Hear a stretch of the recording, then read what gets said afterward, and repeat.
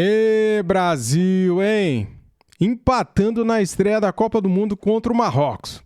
Eu sei, galera, dava pra vencer, né? O Brasil não começou bem o jogo, tomou o gol com 20 minutos de jogo, um gol de cobertura no Alisson. O Brasil tava muito mal, né, cara? Ficou nervoso, depois tomou o gol, daí foi melhorar depois que o Vinícius Júnior fez aquele golaço do Vini Júnior, melhor jogador pelo Brasil.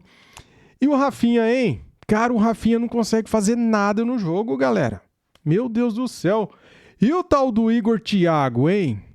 Cara, olha, falar a verdade, hein? O Ancelotti, ele tem que pôr a mão na consciência, ver esse jogo e dar uma oportunidade pro Endrick no próximo jogo, né? O que vocês acham? Comente aqui.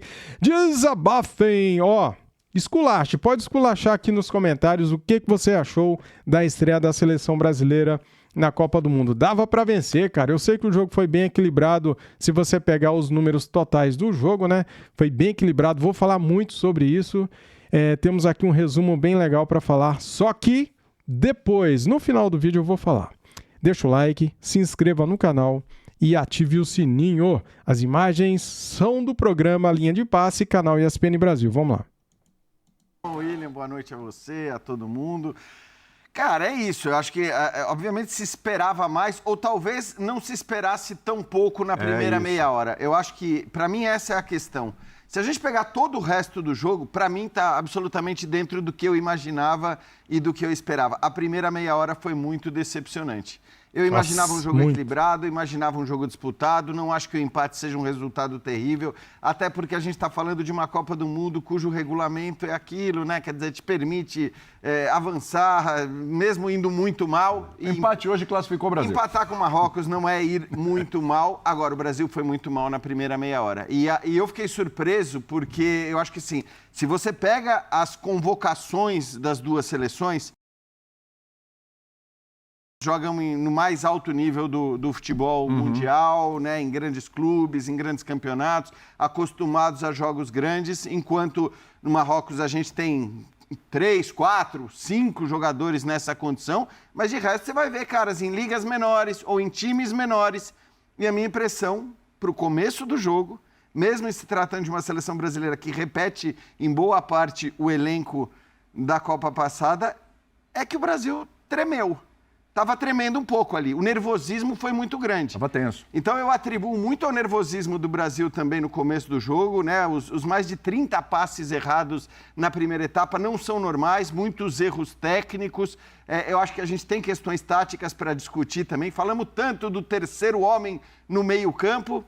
E parecia que não tinha terceiro homem nenhum no meio-campo. Essa questão do meio-campo precisar ser populado. Foi, né, populado, você acabou colocando mais um jogador ali, mas o próprio gol de Marrocos mostra que essa marcação foi muito frouxa. Eu não vou entrar nas individualidades, acho que a gente vai discutir bastante as individualidades aqui, mas de maneira geral, eu acho muito decepcionante a questão psicológica no início da partida, na primeira meia hora, até o gol do Vini, praticamente, que chamou a responsabilidade para si naquele momento, porque ninguém estava tendo coragem de fazer isso.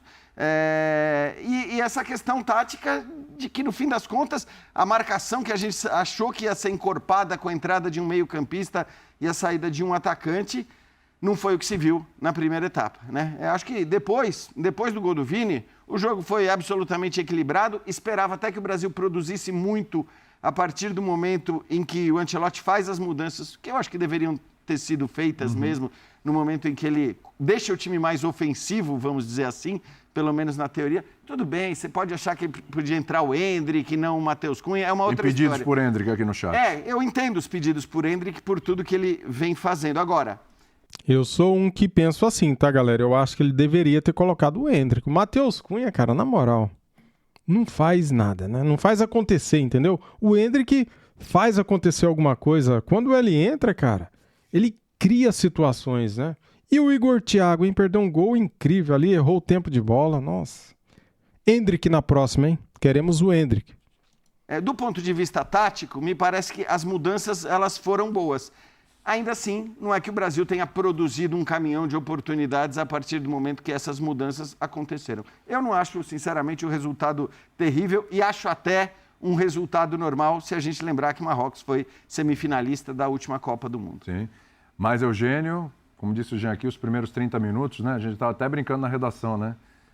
30 minutos de Paraguai da seleção brasileira, hein, Eugênio? Tudo bem? É isso. Boa noite, William, Jean, Birner, Calçade, fãs de esportes. 30 minutos muito ruins, especialmente nos primeiros 15, quando o Marrocos subiu um pouco mais a marcação.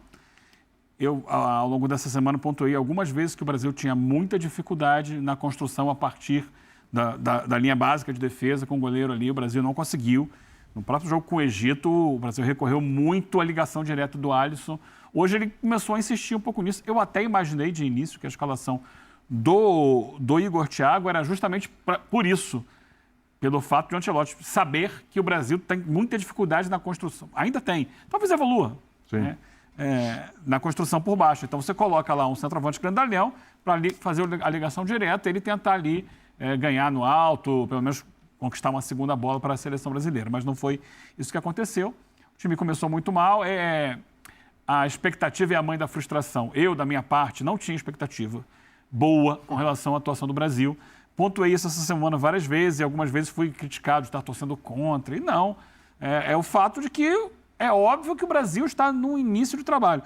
Hoje foi o jogo 0, ou o jogo 1, melhor dizendo, do Ancelotti, porque o que ele fez até o último amistoso foi observar, testar formações, observar jogadores. Até a última data FIFA, ele tinha convocado jogadores que nunca tinha chamado antes. Ele foi testando. Hoje chegou bem. Hoje é a Vera, não tem mais como testar. Ele foi no que ele acreditava para esse jogo, que eu acho que vai ser diferente do que ele vai acreditar para o próximo jogo. Acho que teremos muitas modificações. Mas o fato é que o time, depois do gol do Vini, deu uma acalmada. Sim. E por que você erra muito? E porque o erro vai gerando cada vez mais insegurança, instabilidade, nervosismo? Porque você não está pronto.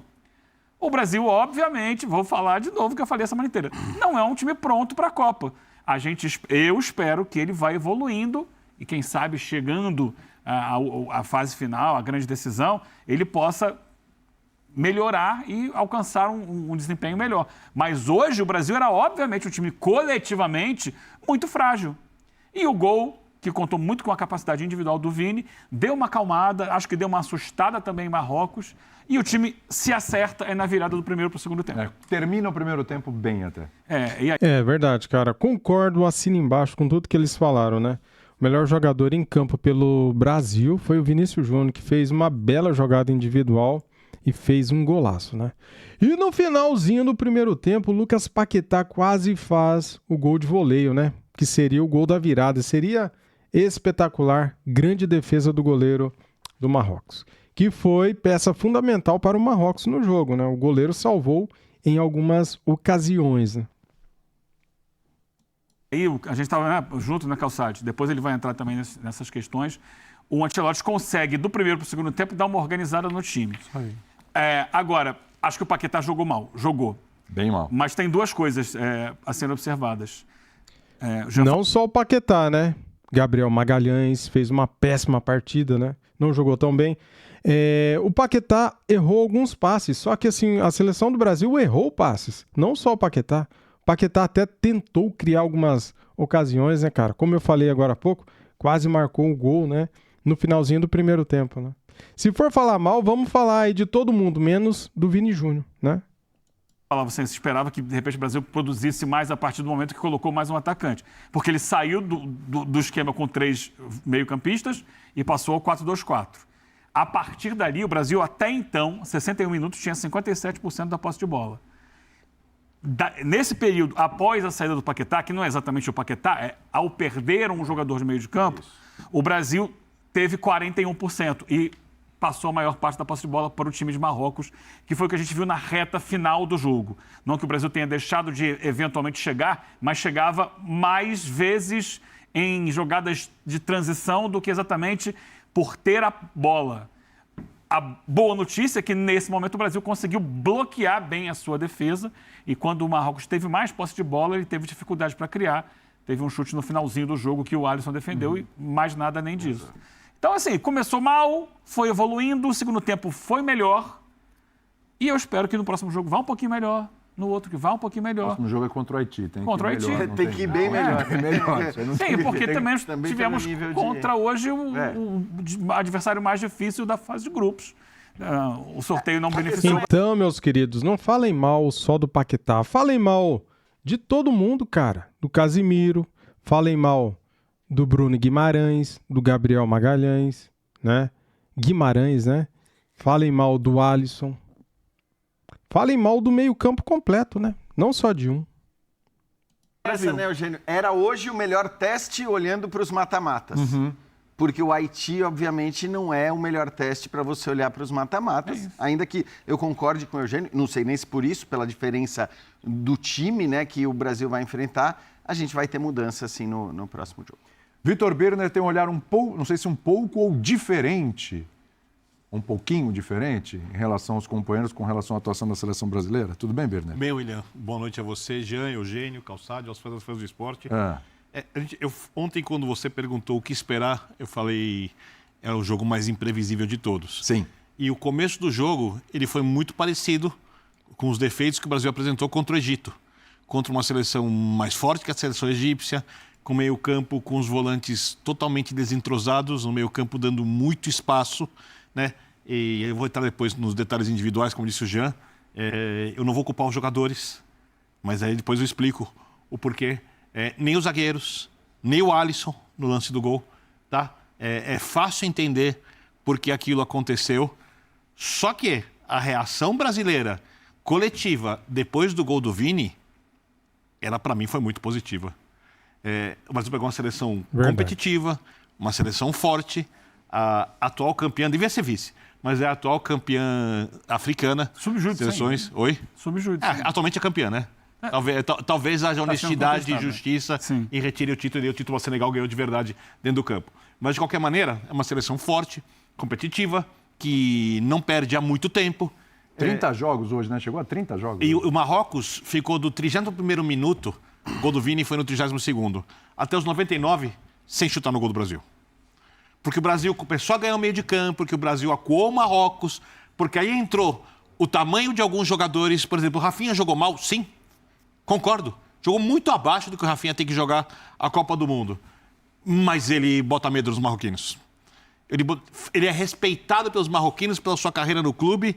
E é óbvio que se fosse um atacante não tão grande, talvez o Marrocos saísse um pouco mais para o jogo pelo lado do Rafinha. O Vini Júnior fez um grande jogo? Não fez. Fez uma grande jogada, bons lances, uma boa partida. Mas foi o melhor do jogo, sem duvidamente, né, cara? Sem duvidamente. Eu sei que essa palavra não existe, tá? Só pra contextuar aqui. Sem dúvida. Do Vini Júnior. Uns 2 lances no primeiro tempo de associação com o Rafinha ali, quando o Rafinha aproximou que... Jogou bem. Deram um brilhareco. E o gol que mudou a cara do jogo. Sim. Né? Então, assim, o Brasil podia ter jogado, e eu tinha esse temor, como fez nos primeiros 30 minutos, o jogo inteiro. Porque foi assim contra o Egito em grande parte do jogo também. Né? O Brasil tem problemas de marcação. Eu vejo muito mais problemas do Brasil na marcação do que na construção das jogadas. Mas não te surpreenderam os primeiros 30 minutos? Não. Não surpreenderam. Mas ali foi muito erro técnico. Eles estavam nervosos demais. Bigner. Mas o Brasil sempre estreia nervoso em Copas do Mundo, não é uma novidade, até as melhores desse jeito, isso não os absolve. De verdade, eu vou ser sincero. Eu assisto Copa do Mundo desde 86, vai? Vou pegar minha experiência aqui de 86.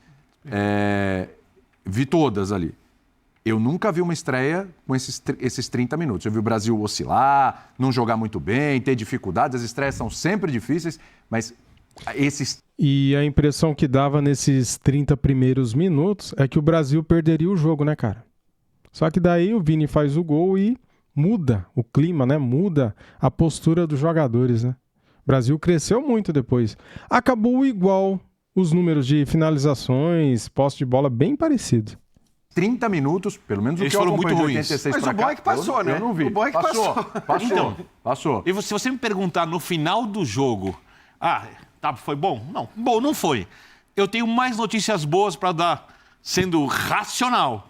E aqui eu tenho que ser, tá? Eu entendo quem está xingando, criticando, quer que o Brasil ganhe, perfeito. Se eu tenho mais notícias boas ou notícias ruins para dar, eu tenho mais notícias boas. sobre a seleção. Vamos destrinchar suas notícias boas durante o programa. Comigo. Mais notícias boas ou ruins, Calçade? O Birner tá muito No bonzinho final das hoje? contas, não que sejam definitivas, nem as boas nem as ruins. Para mim, nem uma coisa nem outra. Era o que a gente falou aqui durante a semana. A gente só não sabia o roteiro, mas o resultado final é o que o Brasil apresenta. Dificuldade para jogar contra adversários. E aí é muito fácil pegar o Marrocos e achar que é o Marrocos de 1950.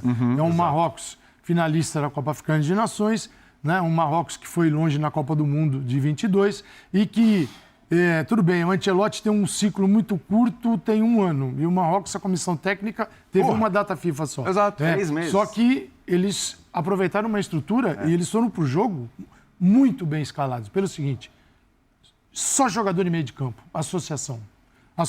Aí o Brasil não conseguiu ver a cor da bola nos primeiros minutos. O que tem é a santa parada técnica. Eu adoro, né? Até porque contra time desorganizado, nada melhor do que parar o jogo para alguém arrumar.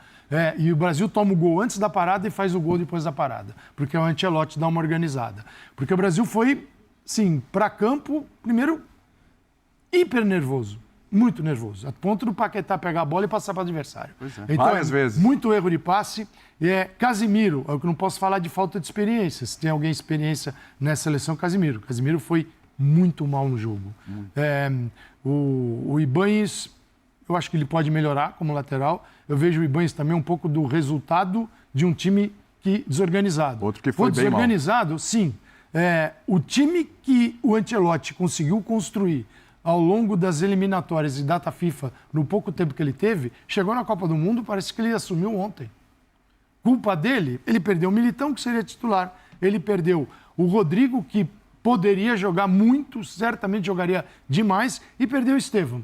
Que era talvez o principal jogador do time E eu dele. eu estou falando do Wesley, que o Wesley já é a segunda outra leva. etapa, é a segunda leva. Sim. Mas a saída do Wesley desorganizou tudo. E a gente falou isso aqui. Porque se você tem o Wesley, você teria uma formação. Sem o Wesley, o lado direito morto. O que ele tem? Ibanez. Como é que ele fazia a saída de bola? Geralmente você sai num 3-2 e joga 5 lá. O Ancelotti fazia saída com 4, os 2 laterais aqui, os 2 zagueiros, saída com 4, né? Jogadores. O meio de campo, o Casimiro mal. O lado direito, o Paquetá tentando preencher. Então você tinha um time que usava muito o lado direito e não se aprofundava porque não tinha ninguém para cair ali. Por quê? Porque estava Vinícius com o Rafinha.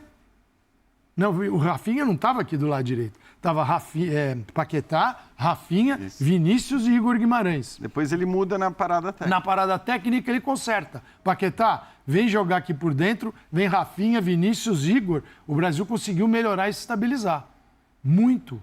Então, assim, o jogo serviu para ir vendo, tomando ciência do que está acontecendo com a seleção brasileira. E cansamos de falar aqui que a seleção brasileira só estará mais ou menos pronta no primeiro jogo do mata-mata. E o legal, né, Calçade, é que essa- assim, eu lembro da gente ter falado muito isso em relação ao Tite na Copa retrasada, e o Tite mesmo admitiu na última que esse foi um problema na retrasada, que era, cara, a Copa do Mundo não dá para ficar esperando.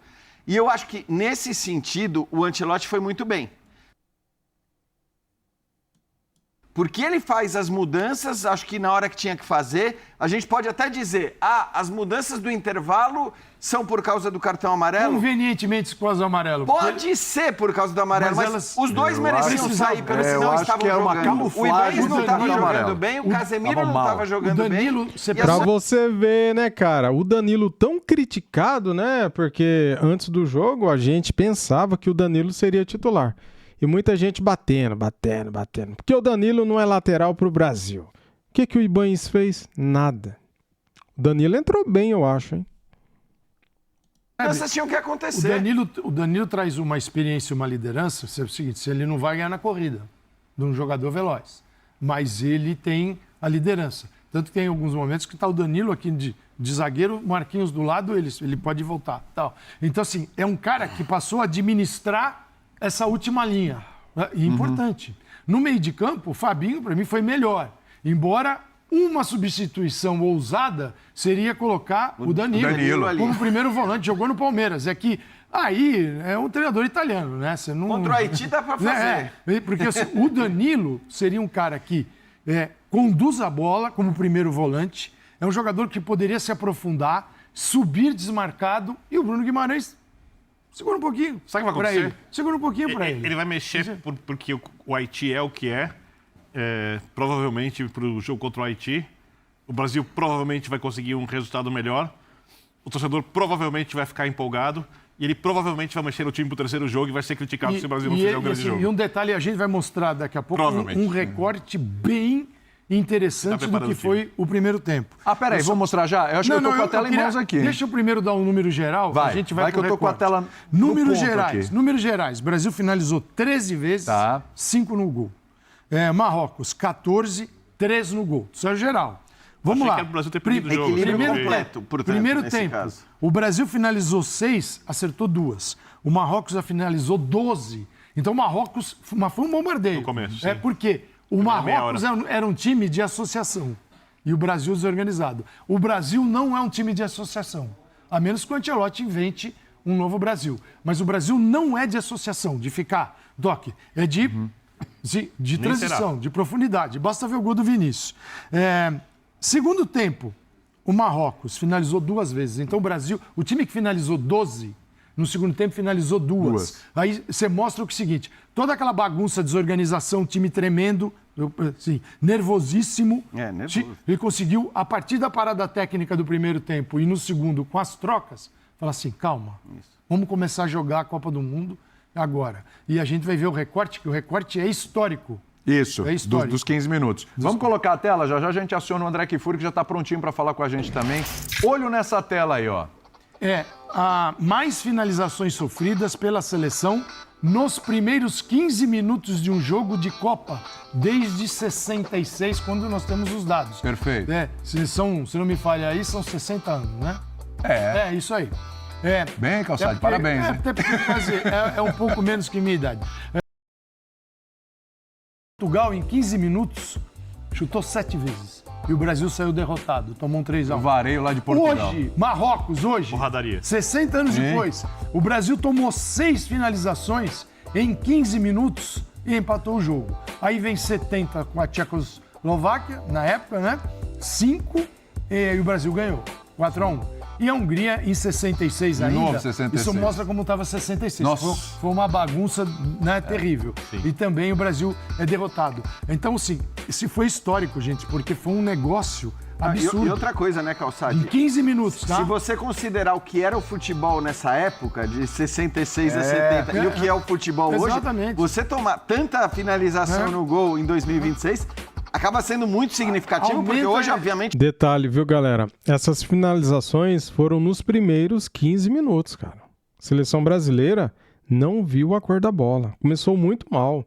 Um time nervoso em campo, desorganizado, um time atrapalhado em campo, né, cara? Sorte que reagiu depois, né? Porque eu pensei que a seleção brasileira fosse estrear perdendo depois de ver os primeiros 30 minutos, né? Que eu acho. É o que eu achei, né? Os jogos não concedem tanto espaço. Isso aqui é um peso 2, vai. Exato, é peso 2. É verdade. E olha que não tem a Alemanha ali em 2014, porque aí não foi nos 15 minutos, tá doido. Veio depois. A Alemanha em 2014, no primeiro tempo, finalizou 10 vezes contra o Brasil. O Marrocos hoje finalizou 12. É claro que a Alemanha guardou um monte, né? Claro. Então, assim, E no segundo tempo, hein? Quer ver, cara? No segundo tempo, o Marrocos no segundo tempo finalizou 2 vezes no gol do Brasil, tá? E acertou uma vez só, em direção ao gol, que foi aquela defesaça do Alisson no finalzinho já, né? Cara, eu tenho aqui os números do jogo, vamos lá. Vou mostrar aqui pra vocês, vou trazer aqui as notas, tá? Já. Posse de bola 51-49, galera. Total de chutes 13-14. Bem equilibrado, né? Se a gente pegar aqui, ó, faltas 16-14, passes 512-487, bem equilibrado, né? Tudo muito bem equilibrado, cara. Tudo muito bem equilibrado. Finalizações no gol 5-3. E agora deixa eu pegar aqui as notas, vamos lá. Viu? Seguinte, não tô passando pano aqui pro Lucas Paquetá só porque ele joga no Flamengo, não. Não é isso, galera. Se é pra falar mal, vamos falar de todo mundo, cara. Não tem essa de falar mal só de um jogador, né? Vamos falar mal do Bruno Guimarães, do Casimiro, vamos falar mal do Lucas Paquetá, vamos falar mal do Ibañez, vamos falar mal do Douglas, vamos falar mal do Marquinhos, do Gabriel Magalhães, de todo mundo, cara. Que isso, a imprensa pega muito no pé do Lucas Paquetá. Tá, ele errou alguns passes, mas a seleção foi bem no primeiro tempo, nos primeiros 30 minutos. Quem que foi bem? Ninguém, cara. Ninguém. O goleiro foi bem? Poxa vida, hein? Eu fico chateado com isso. O Lucas Paquetá, galera, pelo menos ele tenta fazer alguma coisa, né, cara? Ele quase conseguiu fazer um golaço de placa, de voleio. O goleiro defendeu no finalzinho do primeiro tempo, né? Vamos lá então aqui para as notas. Ó, pode detonar aqui nos comentários quem você quiser, tá? É livre. Atuações do Brasil. Vini Júnior é decisivo e defensores vacilam contra Marrocos. Dê suas notas aqui nos comentários. Vamos lá. Alisson, nota do público 4.8, Ibañez 3.2, Danilo 4.8. Nem acho que entrou mal, tá? Vamos ver aqui o que o pessoal do GE falou. Ó, ofereceu mais segurança defensiva do que Ibañez. Também acho isso. Arriscou algumas poucas escapadas ofensivas, como aos 21 minutos, né, do segundo tempo, quando chegou à linha de fundo, mas não cruzou bem. Tá aí. Realmente, não cruzou bem, mas ele tentou. Foi melhor do que o Ibañez. Marquinhos, 4.6 ali. Olha aí. Gabriel Magalhães, olha aí. Zagueiraço, hein, cara? Mas na seleção, muito mal, hein? 4.4. Douglas Santos, 4.7.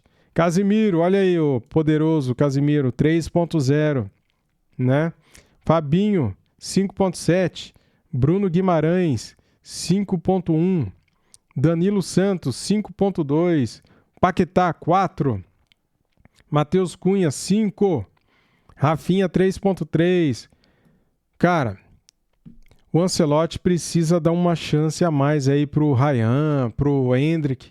Porque o Rafinha, cara, só joga bem no Barcelona. É impressionante, cara. Igor Thiago, 3.1. Luiz Henrique, 5. Vini Júnior, 7. Ancelotti, 3.8. Concordo com essa nota aqui pro Ancelotti, hein? Não gostei. Ele mudou a escalação, não gostei, né? A escalação que a gente estava esperando era outra, ele mudou a escalação. E eu acho que o Ancelotti tem que mudar para o próximo jogo, contra o Haiti. Valeu, galera. Tamo juntos. Deixa o like, compartilhe o vídeo, comente à vontade. E é isso aí. Tamo juntos.